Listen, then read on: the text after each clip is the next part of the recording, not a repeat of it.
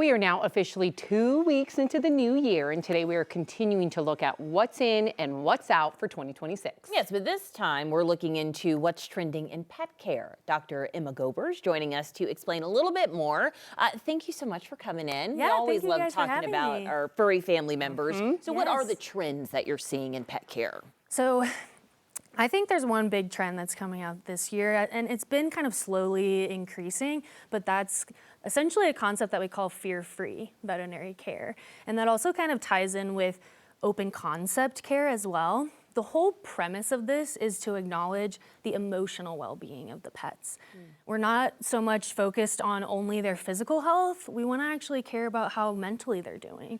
Also, like, how are they feeling when they come into the clinic, and prioritizing making it a safe and comfortable space for them. I think of one of my cats immediately who, Right. if she sees like the little cat carrier, freaks out, runs Yeah. away. So what would you suggest?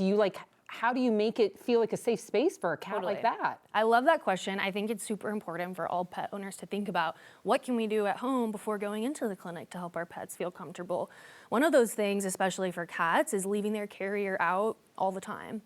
Start feeding your cat their meals in their carrier. That's gonna help make a positive association with the carrier, because if your pet is scared of the carrier, that anxiety is gonna start when you're at home and it's gonna continue to build. So by the time you get to the clinic, your cat's really uncomfortable and they're really scared. And what we don't wanna do is push an animal when they're not comfortable, because obviously they're going to escalate in stress if that's the case. And my goal as a doctor, and I think what's becoming more of all veterinary staff's goal, is not putting a pet in a position where they feel like they need to protect themselves. All right, good suggestion. Prioritizing that care. You know, every time I take my dog to the groomer, to the vet, he's just shaking like his life depends, so sad.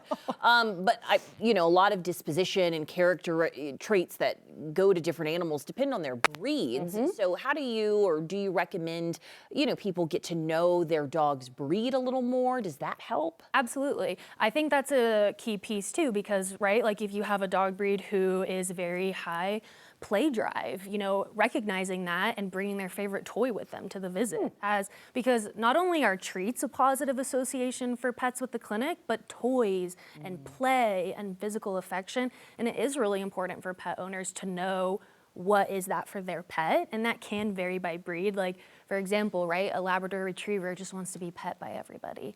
But potentially, like, a German Shepherd might not want that, and they might rather play with a tug while we're doing their exam. And so just using those techniques to find out what works best for each pet, and a lot of that is with the owner's insight. Interesting. And what about, I've seen a lot of different influencers with their pets recommending raw food.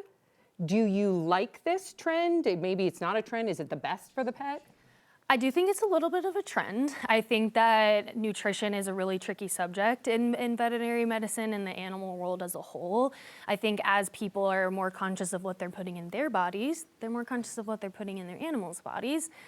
I think that always the insight behind it is genuine, and people want to just feed their pet something clean. I think the trouble we run into is those raw diets can absolutely have foodborne pathogens in them. Same exact reason that we don't eat raw meat all the time. Same thing for our pets. And the trickier thing that comes with animals is they don't always have clinical signs if they have salmonella. So if you have people in your family who are immunocompromised and they're interacting with your pet, they can shed that salmonella in their saliva and potentially make those friends or family members sick. Every pet and parent's goals for them is different. So something we do at Modern Animal is really see what the owner's goals are. And at the end of the day, if they want to feed a raw diet, we are there to support them. So we make sure they're doing it safely. We make sure their pet's getting a nutritionally balanced diet as well, because a lot of times that's an issue with the raw diets, is they're not getting everything they need. And obviously doing things in a safe way based on what people they spend their lives with. Good information. It's awesome. Yeah. Dr. Gober, thank you so much for sharing. Of course. Thank you.